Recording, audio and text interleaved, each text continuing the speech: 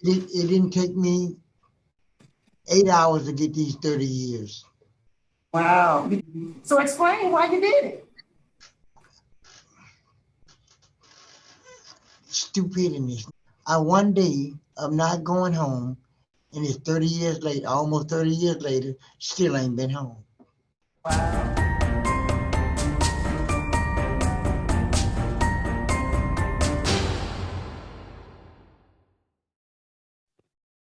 All right, the Committee on Parole is called to order. Today is Thursday, May 12th, 10:42 a.m. My name is Brendan Kelsey. Upon me is Ms. Cheryl Knox. Ms. Pearl-Wise will be your panel.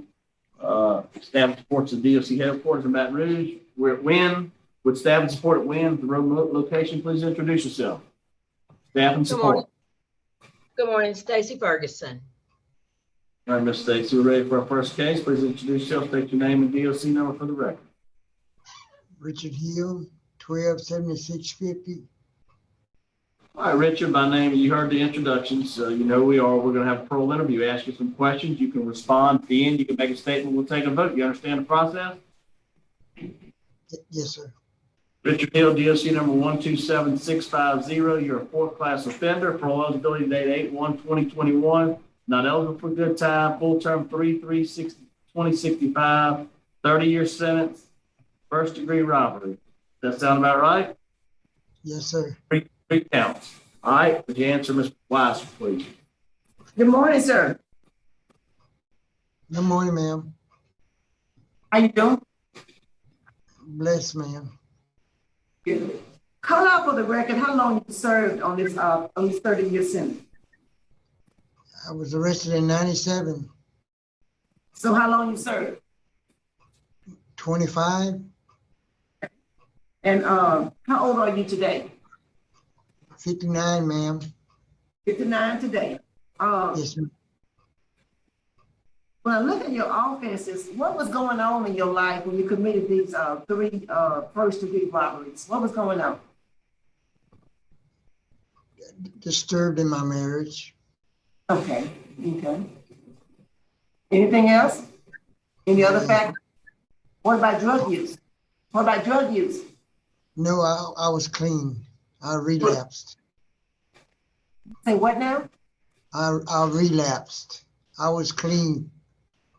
But when you committed these crimes, were you clean or were you in relapse? I was relapsed. That's what I was asking. Was drugs involved Yes, ma'am.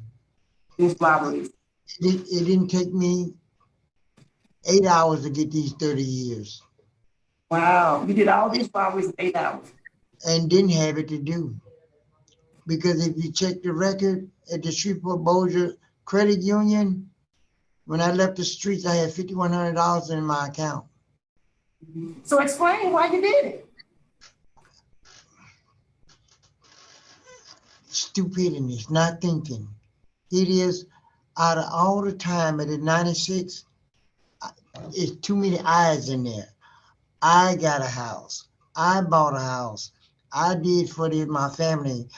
So you know what I said? I'm not going home today. One day of not going home, and it's 30 years later, almost 30 years later, still ain't been home. Wow. I left the street. My daughter was just 14 months. She's 25 years old, and I don't even know what she looked like. Right.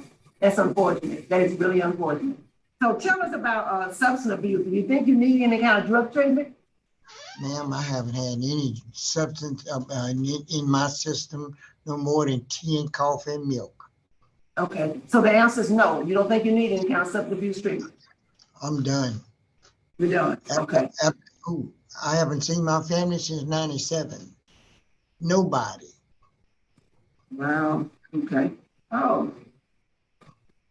I do. When you look at your supervision history, I mean, you completed one and you were revoked on the other. So your supervision history is kind of mixed. Just want to put on the records that you went to the rescue. Were you living at the rescue mission, or you just went by there and happened to see the truck and stole it?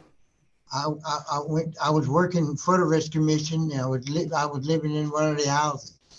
Oh, well, you were living in one of their houses. So you were already separated from your wife. No, ma'am. On the night of the crime, I was married and living with my wife and children. At the rescue mission? No, ma'am, in one of the houses off Fairfax. Oh, okay, okay. So tell me how you come to steal their truck. I work for them. I'm the truck driver. Oh, okay. Well, that explains that. Okay. Yes, ma'am. I do. And you are a fourth offender, so that you wasn't new to doing crime, even at that time. I do want to inform you that you do have law enforcement opposition to your release.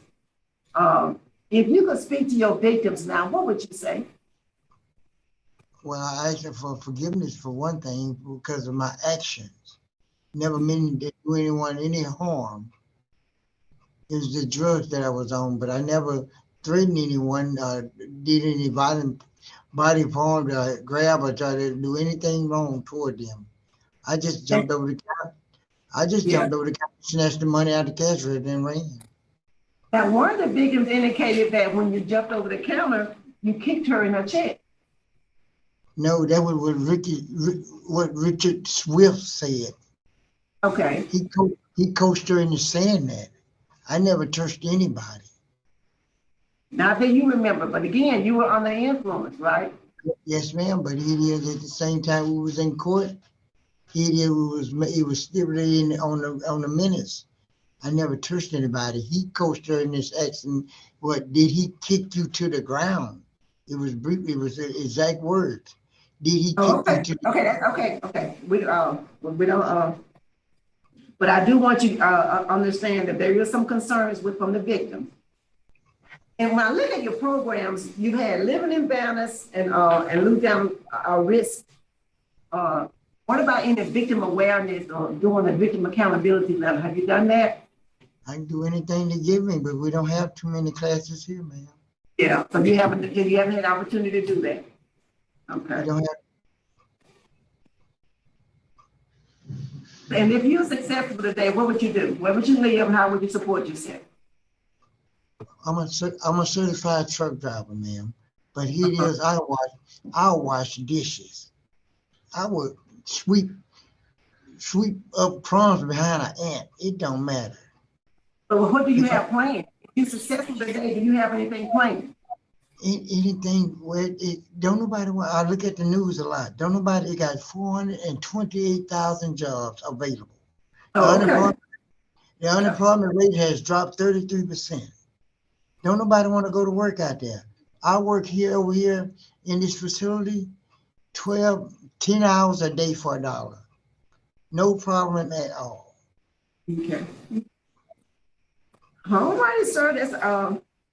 That's all I have. Staff, can you tell us anything about Mr. Richard? Tell me about the write-ups. Would you answer that for me first? How many write-ups have you had? Write-ups? Yeah, write-ups. I don't have any write-ups. No disciplinaries. Okay. In the past, probably have it's been so long, ma'am. Okay. Okay, let's go back. I got a record here we're looking at. Okay, good. What's the last one I had? What is that? What? That was a 5. Aggravated disobedience. Ma'am, I can't hear you. What about the write-ups and the date? The last write-up he had was an aggravated disobedience in January of 2019, and he just got verbal reprimand. Okay, and that was at that facility there. At when? When was that? Yes, ma'am. Okay. All right, ma'am. Anything else you can tell us about Mr. Hill? Mr. Hill's been with us quite a while, and he is no trouble, and will work and will do anything you need. I hate that we don't have any kind of classes for him here, but we don't. But he is not a problem inmate at all. Okay, thank you, ma'am. That's all I have, Jim. All right, would you like to make a statement on your behalf?